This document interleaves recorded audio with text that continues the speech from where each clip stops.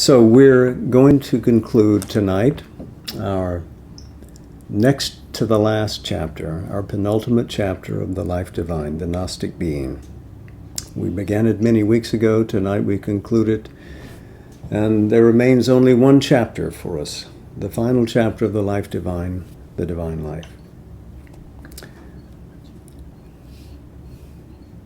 Tonight,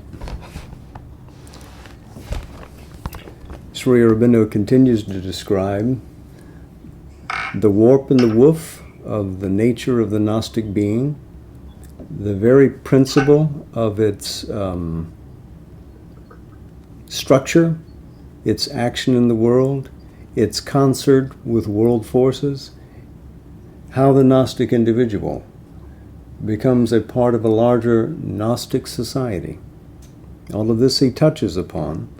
And all of it, of course, has been, in a sense, part of a vast experience that he's been enjoying since first he comes to Pondicherry in 1910 and organizes around him a life of a corporate body of aspirants to this yoga.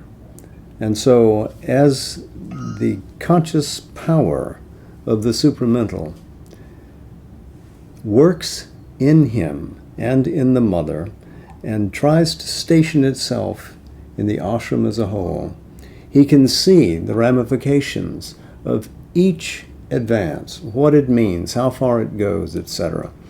And so what we have here is not mere metaphysical exposition of something that he is regarding from an intellectual standpoint as might be able to become possible, but it is actually based upon the social experimentation of this in this large laboratory which took his name. And we come back to a favorite theme of his. His epistemology is penned upon this idea that true knowledge, veridical knowledge, is based upon identity. A knowledge by identity is the real knowledge, where viewer and what is seen are one, where subject and object are the same reality, where there is no division, but one exists in the other. Both exist in that. When one has that vision, that power of conscious penetration that no walls stand between, then one has real knowledge. So we begin. A knowledge by identity, using the powers of the integrated being for richness of instrumentation, would be the principle of the supramental life. And the other grades of the Gnostic being, although a truth of spiritual being and consciousness would fulfill itself, the instrumentation would be of a different order. A higher mental being would act through the truth of thought, the truth of the idea, and accomplish that in the life action. But in the supramental gnosis, thought is a derivative movement. It is a formulation of truth vision and not the determining or the main driving force. It would be an instrument for expression of knowledge more than for arrival at knowledge or for action. Or it would intervene in action only as a penetrating point of the body of identity will and identity knowledge. So he brings into the compass of who would be a Gnostic being, one who is aware of truth. And this may be possible at the level leaving the ratiocinative mind behind and climbing to the status of the higher mind. This is the higher consciousness, leading from step to step. And now he moves from a discussion of the higher mind onwards. So too, in the illumined Gnostic being, truth vision And in the intuitive Gnostic being, a direct truth contact and perceptive truth sense would be the mainspring of action. In the overmind, a comprehensive, immediate grasp of the truth of things and the principle of being of each thing in all its dynamic consequences would originate and gather up a great wideness of Gnostic vision and thought and create a foundation of knowledge and action. This largeness of being and seeing and doing would be the varied result of an underlying identity consciousness, but the identity itself would not be in the front as the very stuff of the consciousness or the very force of the action. All supramental gnosis is a twofold truth consciousness, a consciousness of inherent self-knowledge, and by identity of self and world, of intimate world knowledge. This knowledge is the criterion, the characteristic power of the gnosis. So here we come into the commerce between the individual and the commerce, individual and the cosmos, where individuality and universality are essentially the same thing, both expressions of the transcendent truth. But this is not a purely ideative knowledge. It is not consciousness observing, forming ideas, trying to carry them out. It is an essential light of consciousness, the self-light of all the realities of being and becoming, the self-truth of being determining, formulating, and effectuating itself. So this is Upanishadic. This is taken directly from the Upanishads. To be, not to know, is the object of the manifestation. Knowledge is only the instrumentation of an operative consciousness of being. So we're back to the fundamentals of what is reality, which Sri Aurobindo has traced back to the old Vedantic idea of Satchit Ananda. Chit is part of that conscious existence. It is that same thing. But the expression of knowledge, even as a supramental entity, is not its primary state of being. It is primarily conscious being. To be is all. This would be the Gnostic life on earth, a manifestation or play of truth-conscious being, being grown aware of itself in all things, no longer lost to consciousness of itself, no longer plunged into a self-oblivion or a half-oblivion of its real existence, brought about by absorption in form and action, but using form and action with a delivered spiritual power for its free and perfect self-expression, no longer seeking for its own lost or forgotten or veiled and hidden significance or significances, no longer bound, but delivered from inconscience and ignorance, aware of its own truths and powers, determining freely in a movement always concurrent and in tune in every detail with its supreme and universal reality, its manifestation, the play of its substance, the play of its consciousness, the play of its force of existence, the play of its delight of existence. So here, Satchit Ananda. So in the pouring out of this divine being into significant forms, it reveals the essence of its existence in forms which are essentially beautiful, harmonic. And why does it do this? But for its own delight, its own immense satisfaction. In the Gnostic evolution, there would be a great diversity in the poise, status, harmonized operations of consciousness and force and delight of existence. There would naturally appear in time many grades of the farther ascent of the evolutive supermind to its own summits, but in all they would be the common basis and principle. In the manifestation, the spirit, the being, while knowing all itself, is not bound to put forth all itself in the actual front of formation and action, which is its immediate power and degree of self-expression. It may put forth a frontal self-expression and hold all the rest of itself behind in an unexpressed delight of self-being.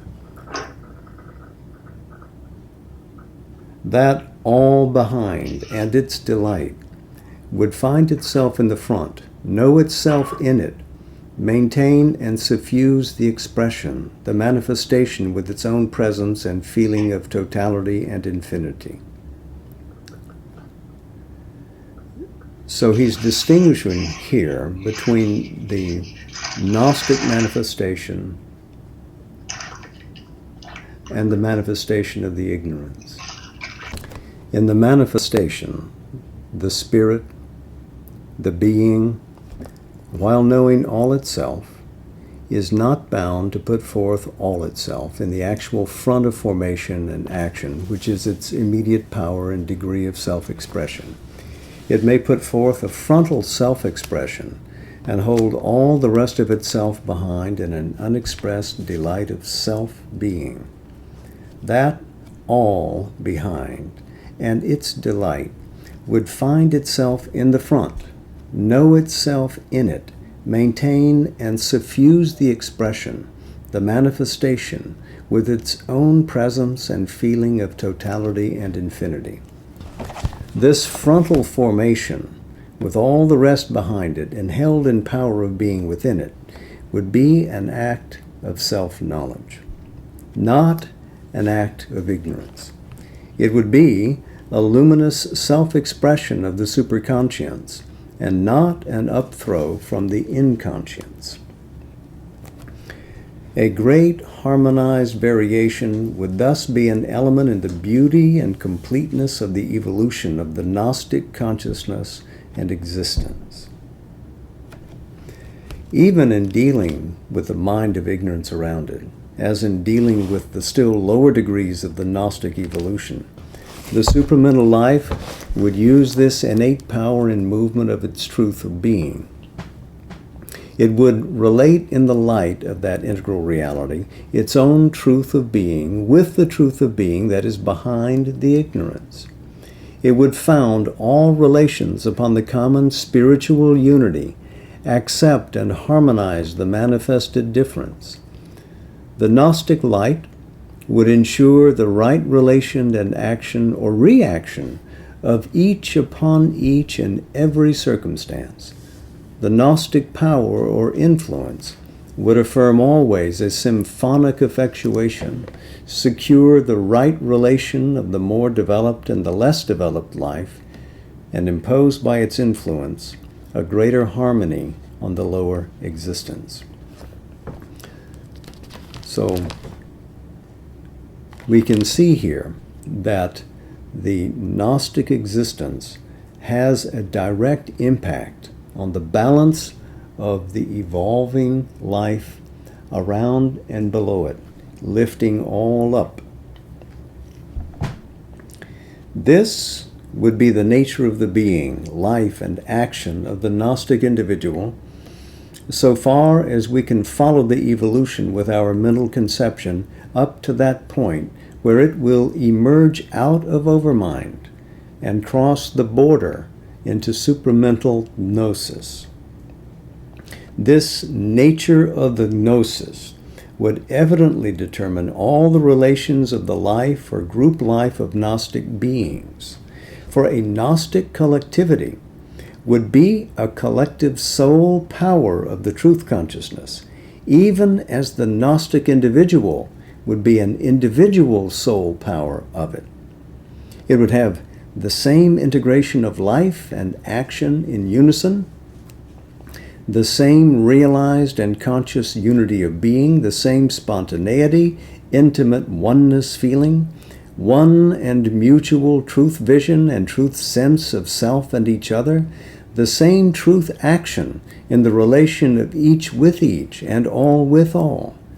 This collectivity would be and act not as a mechanical, but a spiritual integer. A similar inevitability of the union of freedom and order would be the law of the collective life.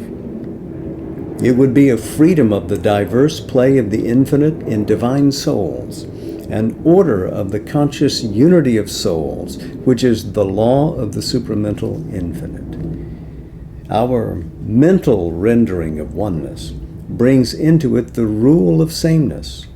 A complete oneness brought about by the mental reason drives towards a thoroughgoing standardization as its one effective means. Only minor shades of differentiation would be allowed to operate. But the greatest richness of diversity in the self-expression of oneness would be the law of the Gnostic life. So we see here the collectivity that we were speaking about earlier coming into play. The individual seeing other individuals, seeing the corporate whole without walls of division, no separation of being from other being at any level, because the power of the knowledge is so great that it attends every facet of the instrumentation. Mind, life, and body all resonate with that. And again, the instruments of knowledge and action would share the same base of self, and so this would be a natural accomplishment. No longer working, evolving out of ignorance towards light, but living in light and reaching out even to what is apparent darkness and penetrating it with a self-sustained life. Our mental, let's read that again, our mental rendering of oneness brings into it the rule of sameness. A complete oneness brought about by the mental reason drives towards a thoroughgoing standardization as its one effective means. Only minor shades of differentiation would be allowed to operate.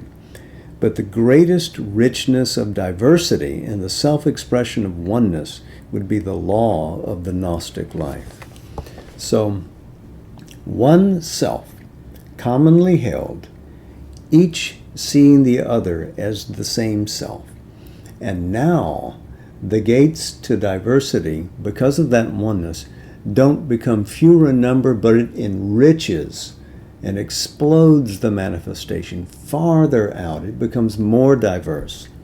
And oneness is never lost. It is always, in the light of knowledge, the same self.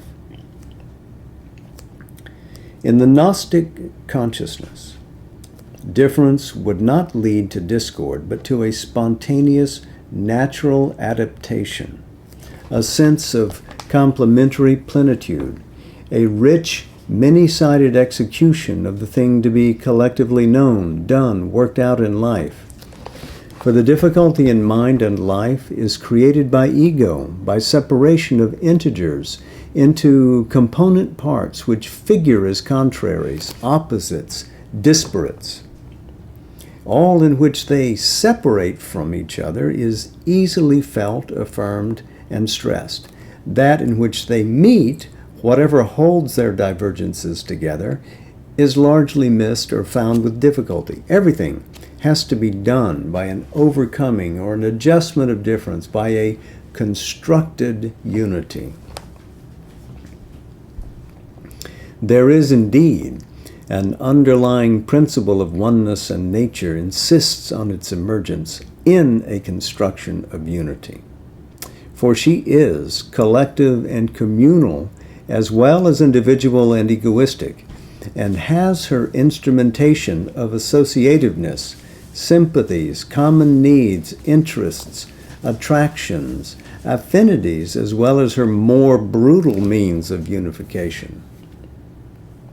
But her secondary imposed and two prominent bases of ego life and ego nature overlays the unity and afflicts all its constructions with imperfection and insecurity.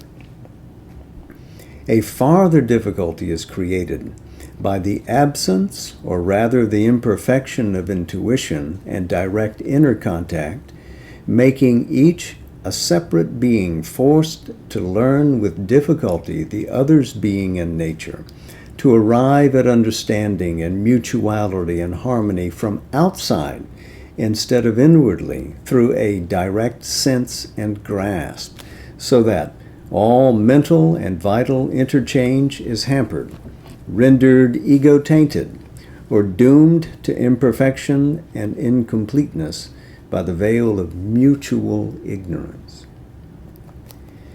In the collective Gnostic life, the integrating truth sense, the concording unity of Gnostic nature would carry all divergences in itself as its own opulence and turn a multitudinous thought, action, feeling into the unity of a luminous life whole.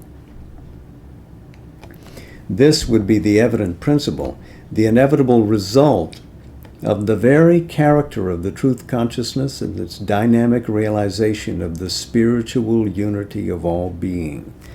This realization, the key to the perfection of life, difficult to arrive at on the mental plane, difficult even when realized to dynamize or organize, would be naturally dynamic, spontaneously self-organized in all Gnostic creation and Gnostic life.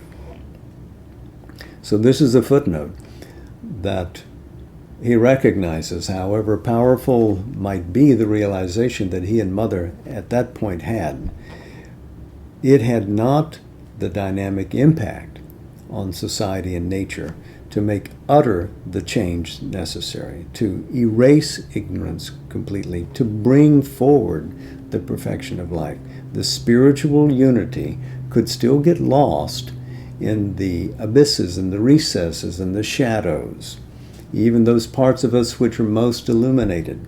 Even when realization occurred in some of the sadhaks, it wasn't sufficient with the presence of Sri Aurobindo and the Mother to fashion an indomitable presence of the Gnostic consciousness. That awaits the fulfillment of the Gnostic life in the supramental.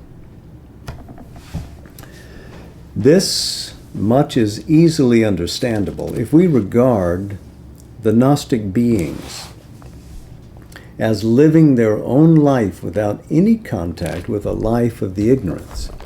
But by the very fact of the evolution here, the Gnostic manifestation would be a circumstance, though a decisive circumstance, in the whole.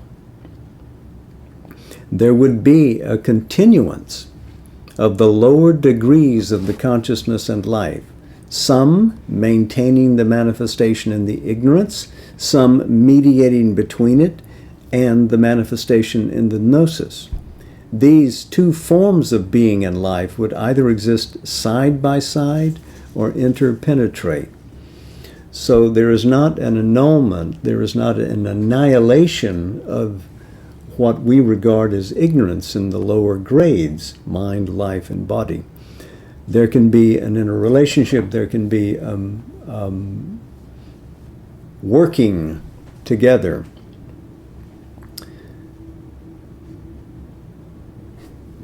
The idea is taken up by another evolutionary thinker, Pierre Teilhard de Chardin, to postulate that when this greater manifestation of divinity occurs, which he calls the omega point, it means the wiping out, essentially, of the cosmos. The cosmos no longer continues because this great effulgence of light has been reached, and the cosmos may disappear. The cosmic quest is over.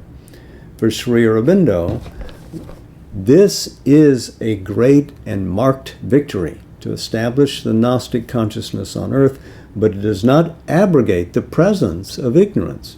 It does not magically disappear. It continues, although he's going to describe what impact the supramental presence and conscious power will have upon it.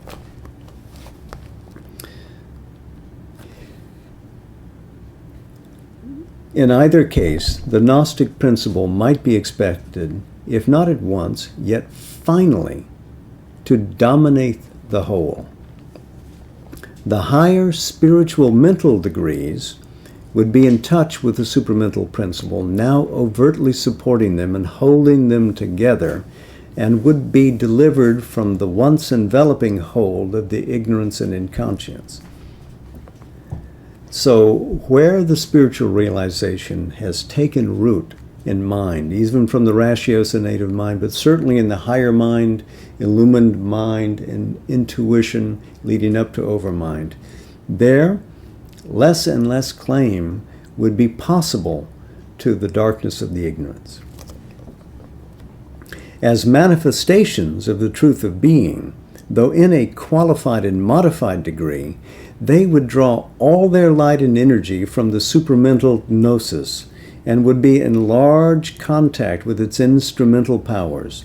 They would themselves be conscious motive powers of the spirit, and although not yet in the full force of their entirely realized spiritual substance, they would not be subjected to a lesser instrumentation, fragmented, diluted, diminished, obscured by the substance of the nescience. All ignorance, rising or entering into the overmind, into the intuitive, into the illumined or higher mind being, would cease to be ignorance. It would enter into the light, realize in that light the truth which it had covered with its darkness, and undergo a liberation, transmutation, new state of consciousness and being, which would assimilate it to these higher states and prepare it for the supramental status. Because remember, ignorance is not anti-knowledge, it is compressed into form and limitation of being so that it forgets itself. It really does ignore its true being. So if you take ignorance and lift it sufficiently into the light where there is power in the light, then what is nascent, what is essential in that form of ignorance can feel the impact, can reach inside itself and bring forth the truth which it hides in its shadow form. What was shadow becomes light. What was diminished becomes full. At the same time, he writes, the involved principle of the gnosis, acting now as an overt arisen and constantly dynamic force, and no longer only as a concealed power with a secret origination, or a veiled support of things, or an occasional intervention as its only function, would be able to lay something of its law of harmony on the still existing inconscience and ignorance. For the secret Gnostic power concealed in them would act with a greater strength of its support and origination, a freer and more powerful intervention. The beings of the ignorance, influenced by the light of gnosis, through their association with Gnostic beings and through the evolved and effective presence of the supramental being and power in earth nature, would be more conscious and responsive. In the untransformed part of humanity, itself, there might well arise a new and greater order of mental human beings. For the directly intuitive or partly intuitivized but not yet Gnostic mental being, the directly or partly illumined mental being, the mental being in direct or part communion with the higher thought plane, would emerge. These would become more and more numerous, more and more evolved and secure in their type. and might even exist as a formed race of higher humanity, leading upwards, the less evolved, in a true fraternity, born of the sense of the manifestation of the one divine in all beings.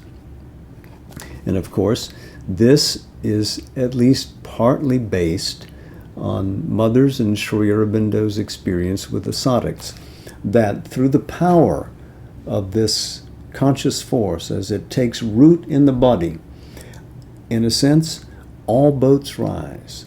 All are pulled up to greater light. So those who live at a normal level of mentation are pulled up into the higher regions. Those who are already in the higher regions rise still higher and become more vast, and because they live now in the sense of the one self, they have that sense of a true fraternity. They see all beings as part of their larger being and want to help, to aid, to further the evolution of each.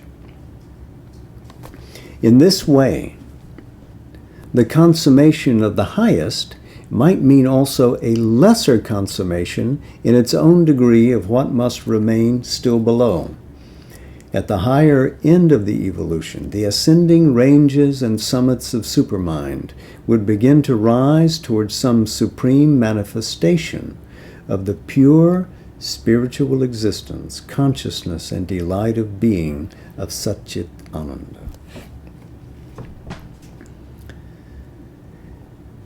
A question might arise whether the Gnostic reversal, the passage into a Gnostic evolution and beyond it, would not mean sooner or later the cessation of the evolution from the inconscience, since the reason for that obscure beginning of things here would cease. So this is a cosmic question, and we go back to Teilhard. Does the universe disappear in light? Does it continue? This depends on the farther question, whether the movement between the superconscience and the inconscience as the two poles of existence is an abiding law of the material manifestation or only a provisional circumstance. The latter supposition is difficult to accept because of the tremendous force of pervasiveness and durability with which the inconscient foundation has been laid for the whole material universe. Any complete reversal or elimination of the first evolutionary principle would mean the simultaneous manifestation of the secret involved consciousness in every part of this vast universal inconscience. A change in a particular line of nature, such as the earth line, could not have any such all-pervading effect. The manifestation in earth nature has its own curve, and the completion of that curve is all that we have to consider. In other words, he restricts the power, the completeness of what the supramental might bring to the earth life to what it means to the earth, not necessarily what it means for the abrogation or removal of ignorance throughout the whole of the cosmos. Here, this much might be hazarded, that in the final result of the revelatory creation or reproduction of the upper hemisphere of conscious being in the lower triplicity, the evolution here, though remaining the same in its degrees and stages, would be subjected to the law of harmony, the law of unity in diversity, and of diversity working out unity. It would be no longer an evolution through strife.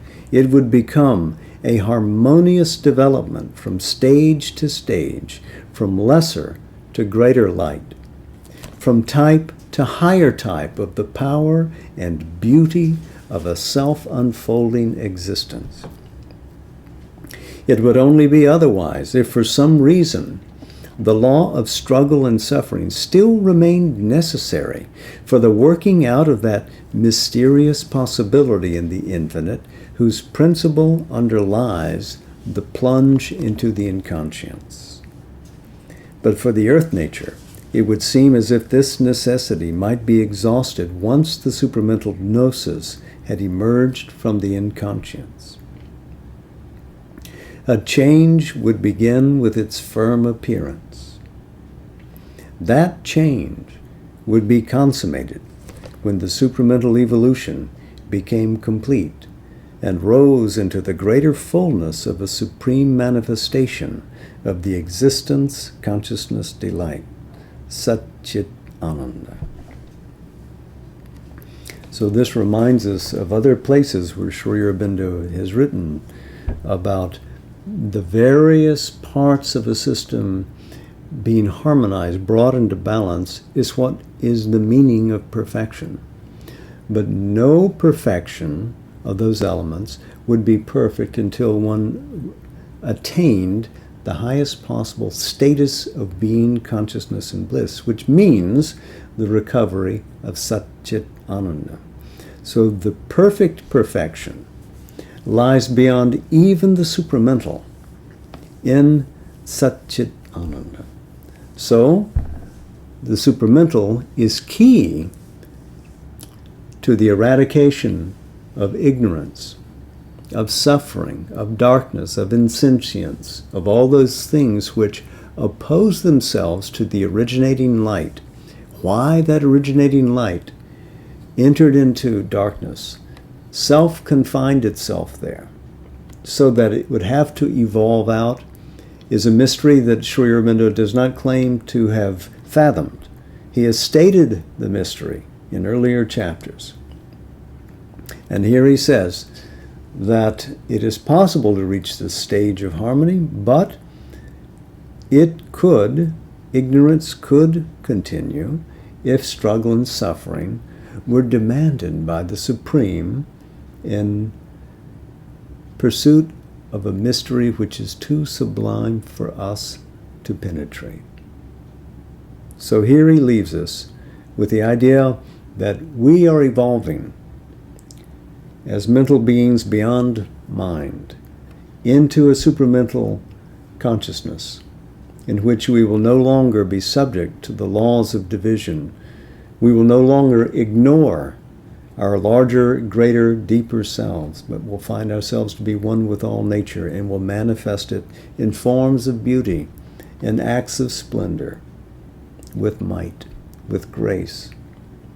And beyond that, the unimaginable kingdom of Sat-Chit Ananda. So next week, we begin the last chapter, the final chapter of the Life Divine. As there were 28 chapters in Book 1, there are 28 chapters in Book 2. We have just finished the 27th. So congratulations, we have one more chapter to go. And it looks as if, just by perhaps a happy providence, that we will finish our reading and study of the Life Divine either the Sunday before the 15th of August or the Sunday after the 15th of August, unless something interrupts us. I thank you for your great patience tonight with our reading of the Life Divine. Let's close with Savitri. This is a section in Book 7, the Book of Yoga, Canto 7, the Cosmic Spirit and Cosmic Consciousness.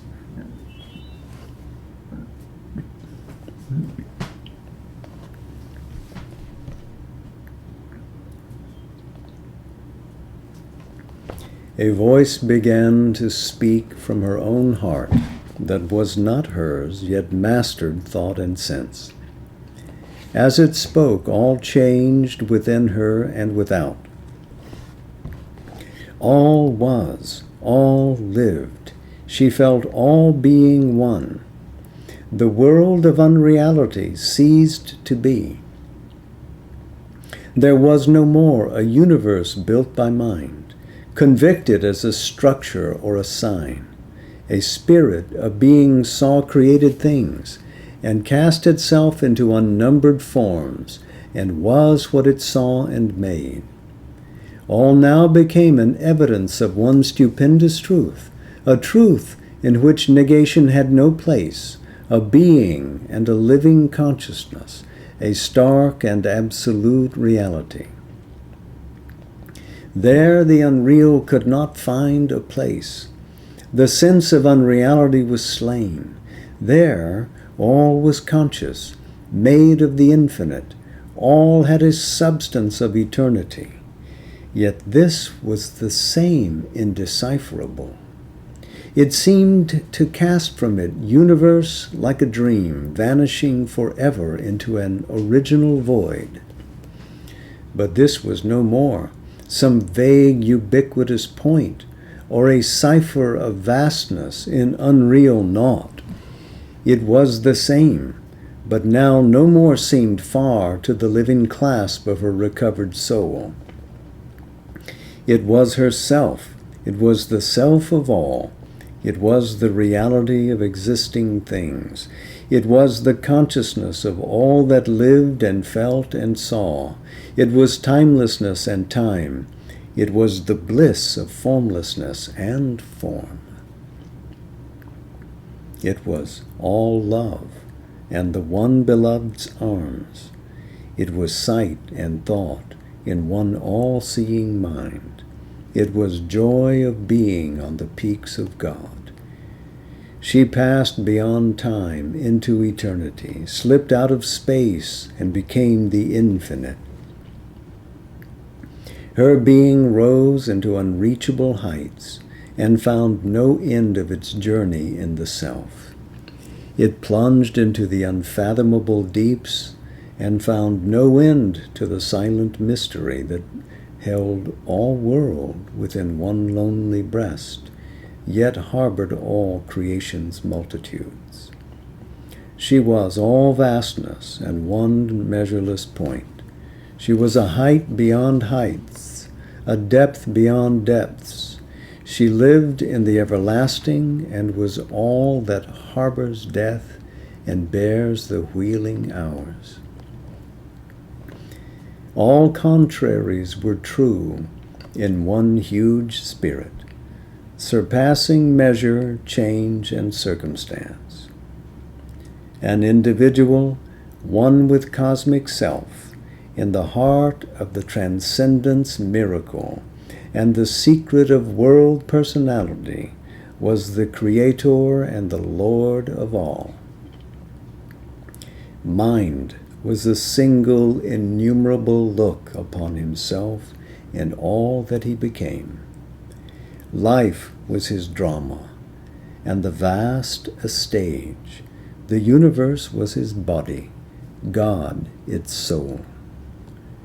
All was one single immense reality, all its innumerable phenomenon.